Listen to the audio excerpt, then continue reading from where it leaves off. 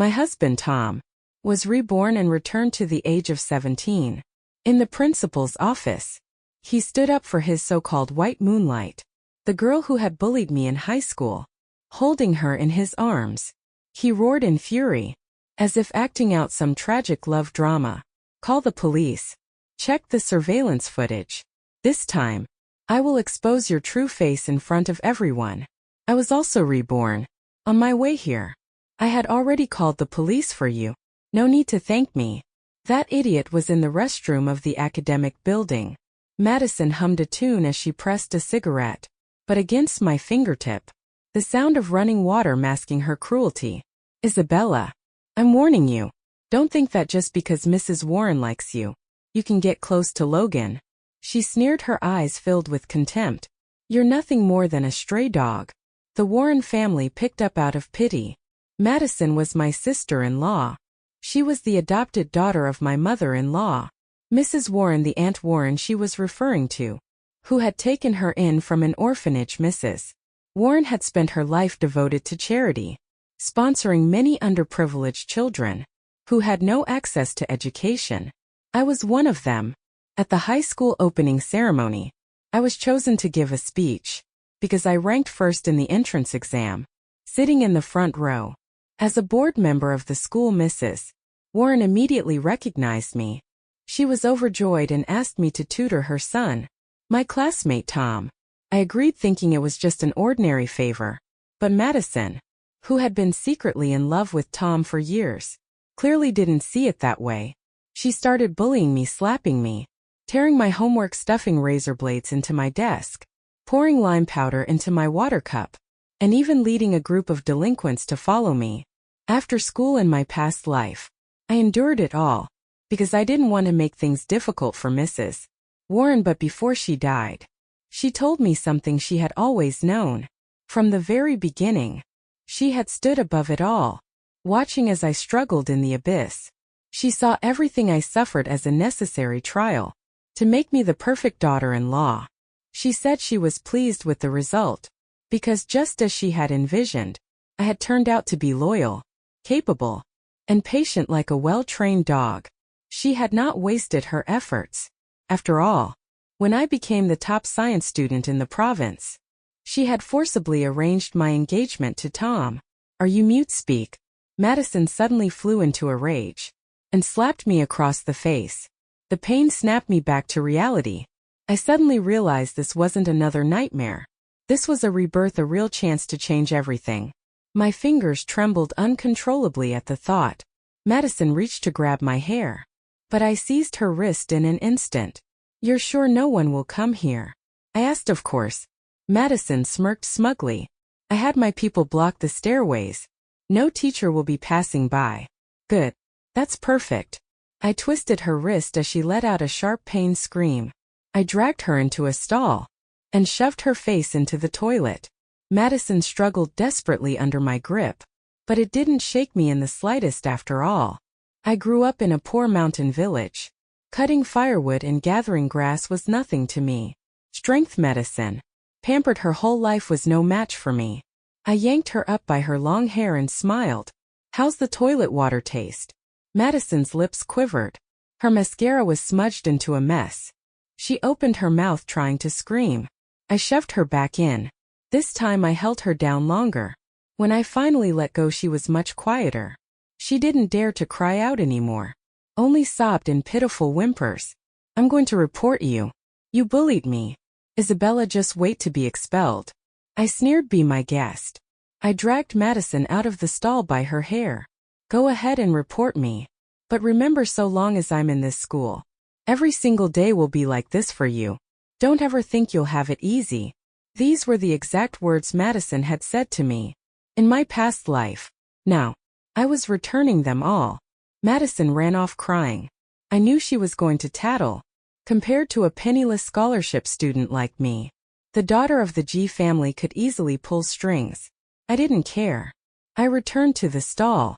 Then, I rammed my head against the water pipe on the wall. And just like that, I reunited with the Warren family earlier than before. Not at my engagement party with Tom, but in the principal's office. Madison was bullied like this by Isabella. I don't care what the reason is. Isabella must be expelled today. Tom roared at the principal. Madison trembled in his arms. Her clothes were soaked. Clinging to her soft, delicate figure, Mrs. Warren sat on the sofa, dressed in elegant finery and adorned with jewelry. She didn't speak, but the fact that she was here at all already conveyed her stance. Oh dear, Tom. We haven't clarified the situation yet. Let's not jump to conclusions. The principal, usually a sycophant in front of Mrs. Warren, leaned back in his chair and sipped his tea leisurely. What did you just say? Tom roared. That moment the door creaked open. My homeroom teacher carefully helped me inside. The corner of my mouth was bruised. My right hand was wrapped in a cast and suspended high in a sling, and the torn collar of my uniform exposed several swollen cigarette burns on my skin. Tom suddenly froze, like a goose that had just been strangled mid-squawk. Unable to make another sound, Mrs.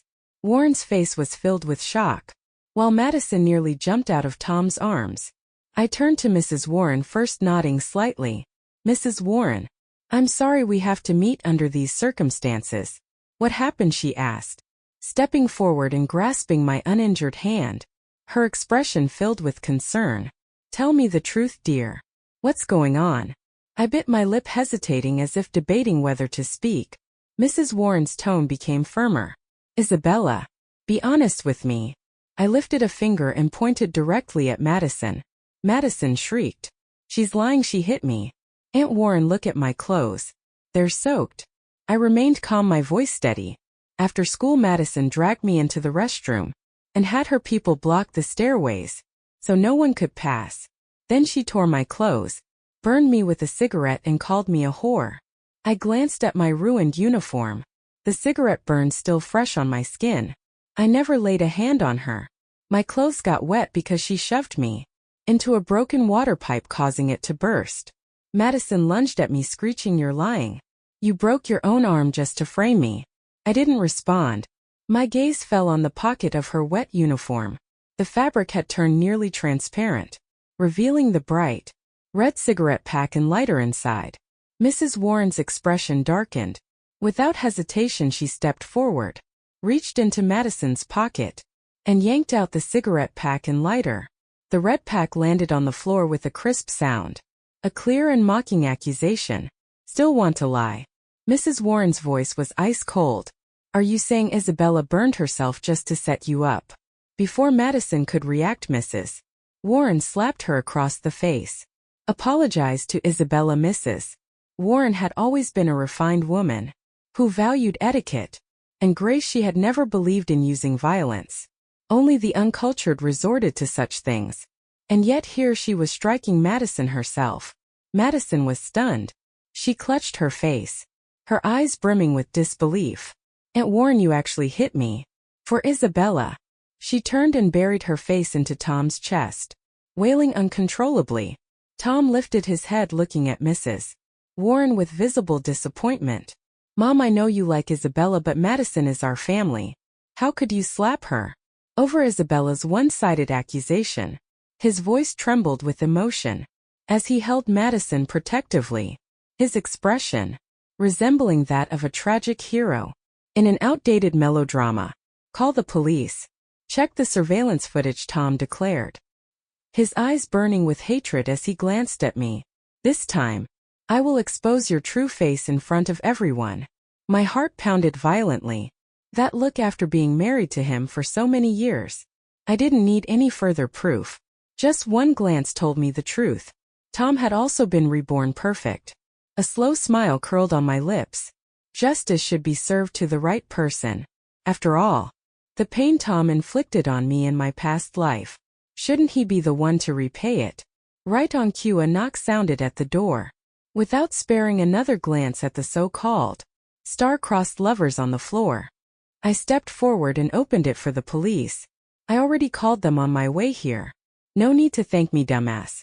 The officers moved quickly, following Tom's request to check all security footage from the past hour. And sure enough, they found something. There was a camera that during summer would usually be blocked by the dense leaves of a French plane tree outside. But in autumn and winter when the leaves fell, it had a clear view of the restroom window. It didn't capture everything, only the window, but it was enough to record Madison pressing a lit cigarette, but against my skin.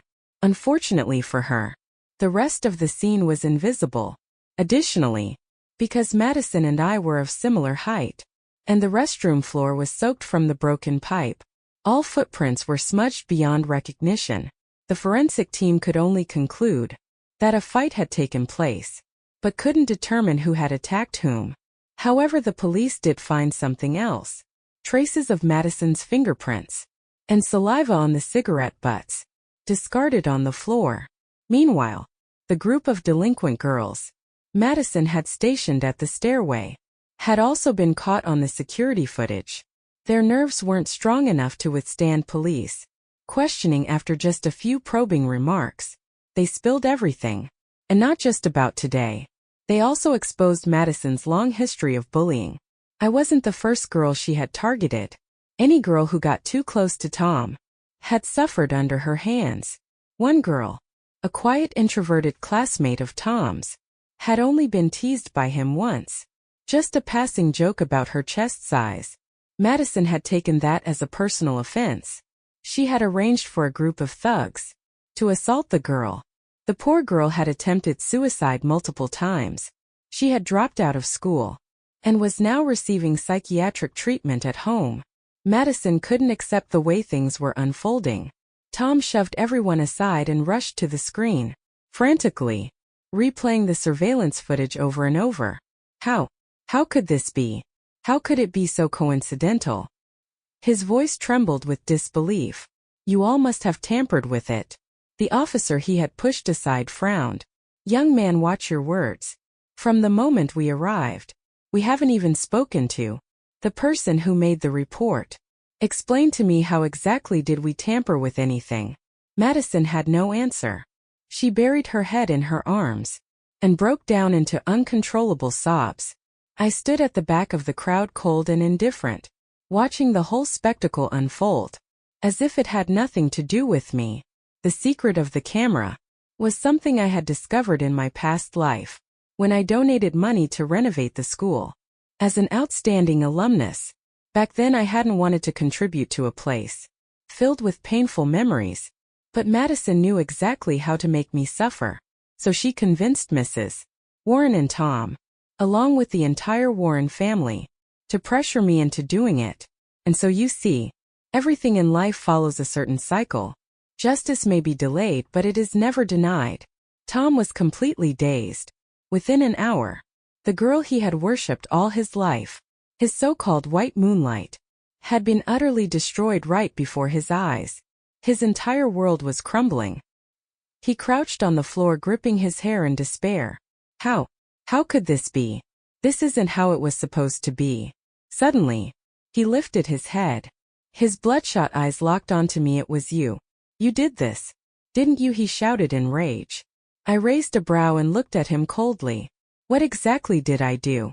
Did I grab Madison's hand and force her to burn me with a cigarette? Tom's words caught in his throat. In my past life I had been his wife, the woman Mrs. Warren had chosen as the heir to the family business, the CEO of Warren Group. Back then I had power and influence, the textbook villainous fiancé in every cliché romance novel. So of course, Tom had always assumed everything was my fault. If Madison suffered, it was because of me.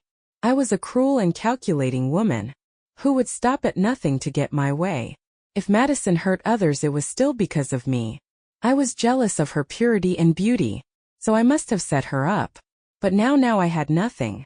And Madison was still the rotten, malicious person she had always been. No one needed to frame her. She had done it all to herself. Tom stared at Madison as the police twisted her arms behind her back and dragged her away. Suddenly, he let out a low manic laugh. Tears slipped through his fingers as his laughter grew louder and louder until it turned into wretched sobs. Mrs. Warren rushed forward in alarm. Tom! But he shoved her hands away and ran out of the room. I watched as Madison screamed and thrashed while being shoved into the police car. Assault, false accusations, defamation. Orchestrating an attack since she was already 17. The severity of the case meant she was looking at real jail time. No one could save her now.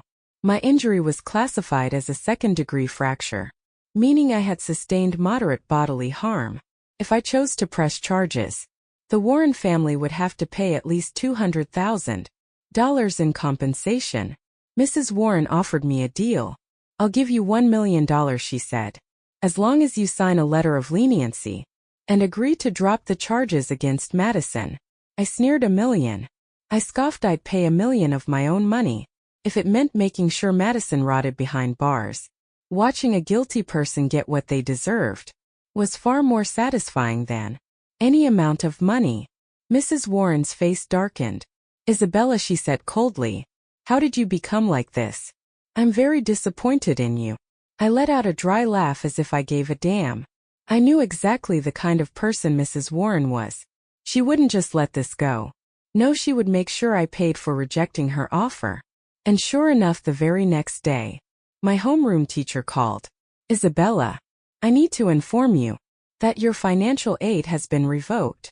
She said also, "The school is now requiring tuition fees for senior year to be paid in advance. Please bring the money when you return to class." Mrs. Warren really was a shrewd businesswoman. She knew exactly where to strike. My tuition at Springgrass High was $5,000 per year. My scholarships and the money I made from part-time jobs barely covered it. And my first-place scholarship for the year hadn't even been issued yet. Where was a high school junior supposed to find $5,000 on top of that? With my financial aid gone, I was about to face a situation where I couldn't even afford to eat. Mrs. Warren's intentions were crystal clear. She wanted to force me to bow my head. But she had severely underestimated me. $5,000 might be enough to push an impoverished student with no survival skills to the brink of despair. But it was nowhere near enough to break someone like me. Someone armed with a full-fledged system of theoretical knowledge, over 20 years of industry experience, professional expertise, and highly refined technical skills. In my past life, I had single-handedly transformed Warren Tech from a declining corporation into one of the leading technology firms in the industry, and now I was staring at a golden opportunity. The IT sector was still an untapped blue ocean. I held in my hands a roadmap of the industry's next 20 years. If I didn't take action now, it would be nothing short of a crime against fate itself. As the morning sun rose high, I took a deep breath, feeling an exhilarating sense of freedom. The vast world stretched before me, an open sea for a fish to leap, a boundless sky for a bird to soar. I applied for a month of medical leave. With no computer of my own, I rented a private booth at a dingy internet cafe. In 7 days I wrote 3 algorithmic models. On the 8th day, I pocketed my USB drive and made my way to a rundown office building. In Startup Village, the man I was looking for had an unmistakable presence. Unkempt, scruffy beard, hair sticking up like a bird's nest. He looked even more disheveled than his office, but I knew exactly who he was. One day, his name would be known by every Chinese internet user. The search engine he would create would be built entirely on Chinese linguistic logic, offering the most seamless user experience for native speakers yet. In my past life, due to a bottleneck in key technological development, his product had launched a full year behind its international competitors. That delay cost him the first-mover advantage. His market share never recovered, and he remained forever plagued by copycats stealing his work. "I know you're still missing 5 algorithmic models," I said, sitting across from a stunned Sean Chun, doing my best to project the aura of a high-level executive. I placed my USB drive on the table. "Here are 3 of them. If you agree to my terms, I'll write the remaining 2 for you." Sean, realizing I wasn't joking, turned his head and shouted toward the door. A moment later, a chubby man round as a Buddha rolled into the room. "Sean, load this up." Sean tossed the USB drive over. "Are you serious?" The chubby man gave me a doubtful look. This girl isn't even old enough to vote yet. Are we really just trying anything at this point? But when both Sean and I glared at him, he shut up and hurried out with the drive. 10 minutes later he stormed back in. His face flushed red with excitement. Sean, it works. Freaking works. Local deployment time is down to 8 minutes now. Ha ha ha ha, it works. The chubby man yanked Sean out of his chair, dragging him around the office. In a ridiculous dance of joy, Sean, still in shock, slowly turned his head to stare at me. What about cross-platform compatibility? No issues, it runs smoothly on Windows, Linux and macOS. Sean let out a deep breath. This rate, we'll be able to hold our launch event in 3 months. 3 months, I bit into the cream bread Sean had given me. My first meal of the day since I was saving money. And suddenly, remembered that the competing search engine that had overshadowed Sean's entire career was also scheduled to launch in 3 months. That wasn't good. It'd be best if we could launch within 2 months. I said announce it early. The details can be patched later. Right now securing our market position is the most important thing.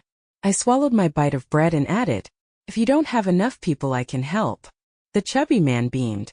Sister, with you on board I can rest easy. Whatever you say. We'll do it. Sean, however, remained cautious, pushing the chubby man aside. He fixed me with a serious look. You haven't told us your terms yet. I raised my hand, spreading my fingers. 500,000, the chubby man guessed tentatively. I shook my head. 5 million, 50 million. I kept shaking my head. You can't be asking for 500 million, right? He turned desperately to Sean for help. Sean hesitated, then nodded slowly. If it's 500 million, it's not entirely impossible once we launch. But right now that's impossible. These guys were hilarious. 5,000, I said flatly, maintaining my commanding presence. As I glanced down at them, in cash, make it quick. I paid my tuition. Sean transferred $50,000 to me. After learning about my situation, he took me to the bank to open a new savings account, deposited the money, then withdrew $15,000 in cash to hand to me. The area where I rented my place was a chaotic mix of people from all walks of life. There was no way Sean was going to let a minor, who was both injured and carrying a large sum of money, take a taxi home alone. He insisted on driving me back himself. So when the flashy, red Ferrari pulled up outside the narrow alley where I lived, the entire neighborhood erupted into chaos. Isabella, who is that? Mrs. Liu, my landlord, was sitting outside her door on a small stool, basking in the sun. Her beady eyes glowed with curiosity as she darted glances between me and Sean. My second uncle, I replied smoothly, slipping a carton of discounted eggs I'd bought on the way into Sean's hands. He was on a business trip nearby and decided to check in on me. Sean was quick on the uptake. Immediately, he began handing out eggs to the neighbors, playing the role to perfection. Yeah, I happened to be in the area for work, he said with a smile. Then I got a call from the school about my niece getting hurt, so I dropped by. Figured I'd bring some groceries too. It's nothing much, just a small token of thanks for everyone taking care of her. Mrs. Liu's suspicions melted away as she cradled the eggs. But she wasn't quite satisfied yet. Your uncle must be pretty well off. Driving such a fancy car for a business trip. Sean remained perfectly composed. Oh, the car belongs to my boss. I'm just the driver. Uncle, hurry up and bring the stuff inside. A cut in urging him along. You still have to pick up your boss after his meeting. Sean nodded, then pulled 2 crates of milk, a bag of vegetables, and a large gift pack of snacks from the trunk. The snack bag had a grinning cartoon baby on the front, dressed in nothing but a vest and shorts. So cheerful. It looked like it was celebrating Chinese New Year. Any lingering gossip died on the spot. With nothing interesting left to see, the neighbors lost interest and dispersed. Once the door was shut, Sean burst into laughter. So I'm your second uncle now. What else? I shot him a deadpan look. A fallen high school girl and her sugar daddy. I still have my dignity. You know, and I'm sure you wouldn't want to become the latest scandal in this gossip-infested village either. Fair enough, Sean agreed, nodding. Then without warning, he reached out and ruffled my hair until it looked just as messy as his. I was about to claw at him when he quickly dodged out of reach, still laughing. Take care of yourself, kid, he called out as he left. Scram, I snapped. But Sean didn't even make it out of the alley before he was suddenly yanked by the collar and nearly stumbled. Despite his tech nerd appearance, Sean was still a 6-foot-tall healthy young man. Reacting instantly, he kicked the person away, sending them rolling 2 meters across the ground. Who the hell are you? He demanded. The man scrambled to his feet looking disheveled. It was Tom. Tom hadn't expected anyone else to be here. His expression darkened as he looked at Sean. Who are you? Why are you in Isabella's house? Sean turned to me with a raised brow. You know this guy, I sighed. In a place like this, even the smallest commotion would draw a crowd.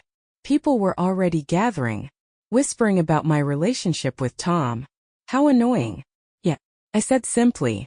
His name's Tom. His sister is the one who attacked me at school. He's probably here to cause trouble. There was no way I was going to introduce him as my ex-husband from my past life. Sean gave me a nod, then very naturally stepped in front of me, shielding me behind him. Tom's eyes landed on our hands, on the $100 bill Sean had just placed in mine. His face twisted in fury. Isabella, who the hell is this guy? He roared. None of your damn business, I replied impatiently. Of course it's my business. I'm. Tom choked on his words. His eyes grew red with frustration. I tightened my grip on my new phone and stared at him coldly. If he dared to say anything remotely disgusting, like husband, I'd call the psych ward and have him checked for delusional disorder. While I was at it, I might as well sue him for defamation. Showing up at my house in broad daylight, screaming like a lunatic, making it seem like I was cheating on him. What would people think if they saw this? This was outright damaging my reputation. I stepped forward, placing myself between Tom and Sean. This is my problem, I said flatly.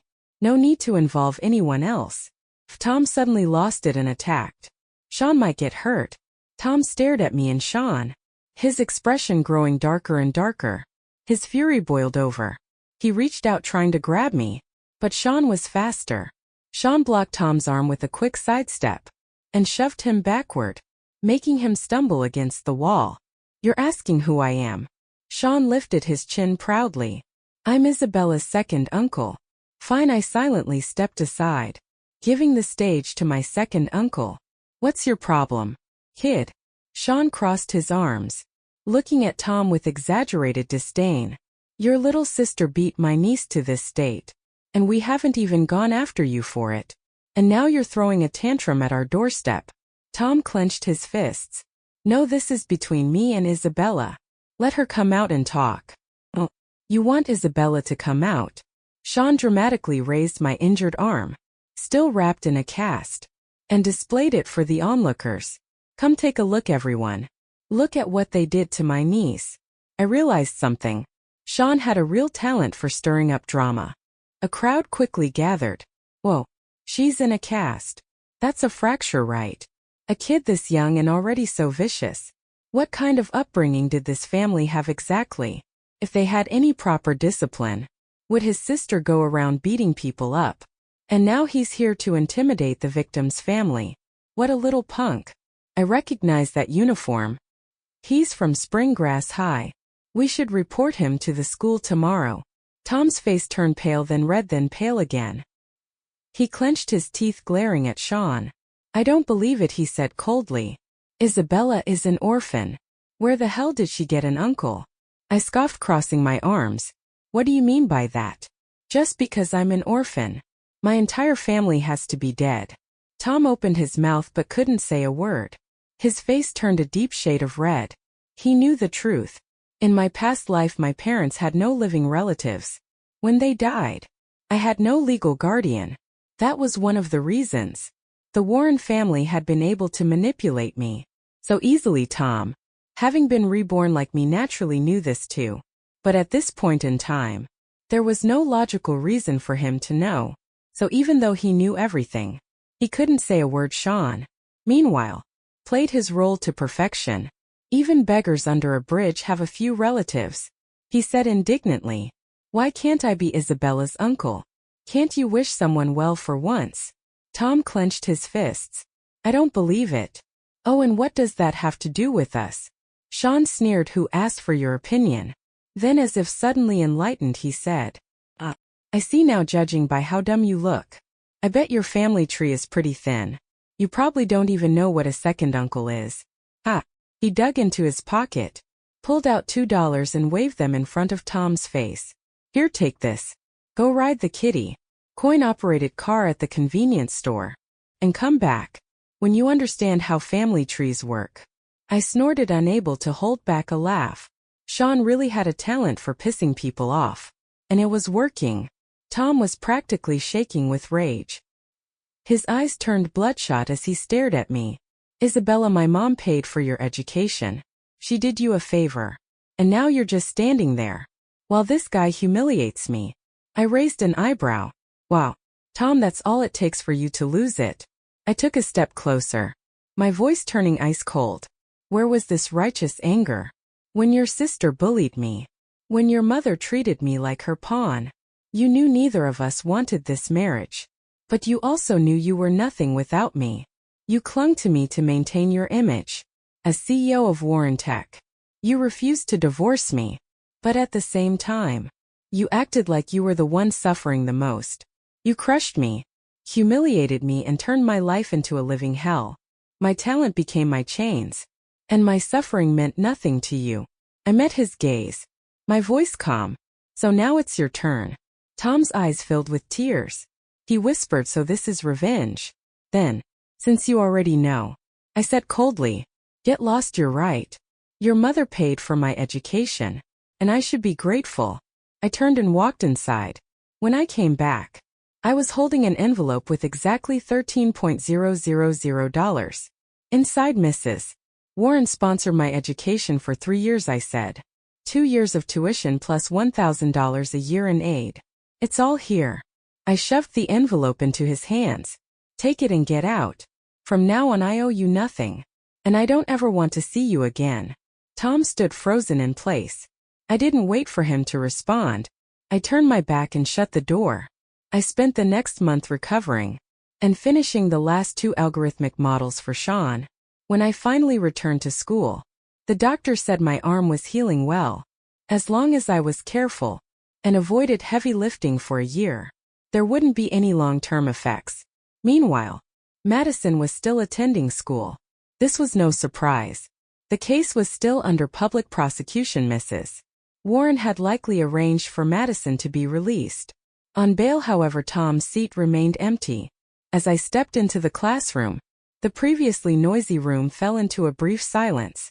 Madison was whispering with a few girls, but when she noticed my entrance, she deliberately raised her voice. My brother saw it with his own eyes, she said smugly. Isabella got out of some strange man's car. Oh my God. Really? Wow, Isabella is really something, huh? I never expected it. She's always been such a top student, but her private life is such a mess. Yeah, so disgusting. Madison's voice wasn't low, making sure everyone in the class could hear her. Soon, whispers and side glances spread across the room, all directed at me. She smirked in satisfaction, then turned to me with a feigned look of innocence. Isabella, is that true? I rolled my eyes and turned to the back of the classroom, where our teacher stood, with an expression as dark as thunder. Teacher, what do you think? I asked casually. The homeroom. Teacher shot Madison a sharp glare before snapping. Madison, this is a classroom, a place for studying. If you don't want to learn, then get out. Madison's face turned pale, then red. The class collectively gasped. Most of them knew that Madison was the adopted daughter of a board member. Normally the teachers turned a blind eye to her antics. But today, the homeroom teacher had publicly reprimanded her. Ignoring the scene, I walked to my seat, put down my bag and settled in. My desk mate and the girl in front of me, noticing my injured hand, automatically turned around to help me organize the stack of test papers that had piled up during my absence. Be careful, Isabella. My desk mate whispered. Madison is glaring at you. I lifted my head. Sure enough, Madison was gnashing her teeth, staring daggers at me. Smirking. I raised my water cup and made a toasting gesture toward her. Then with exaggerated lip movements I silently. How does it taste? Madison's face twisted. A moment later she suddenly gagged and threw up. She vomited so violently that the teacher had to pause the lesson and send 2 students to escort her to the infirmary. Then in front of the whole class the teacher called Mrs. Warren, but Mrs. Warren was busy. The call was transferred to her secretary. Madison lay in the infirmary until school ended. No one came to check on her.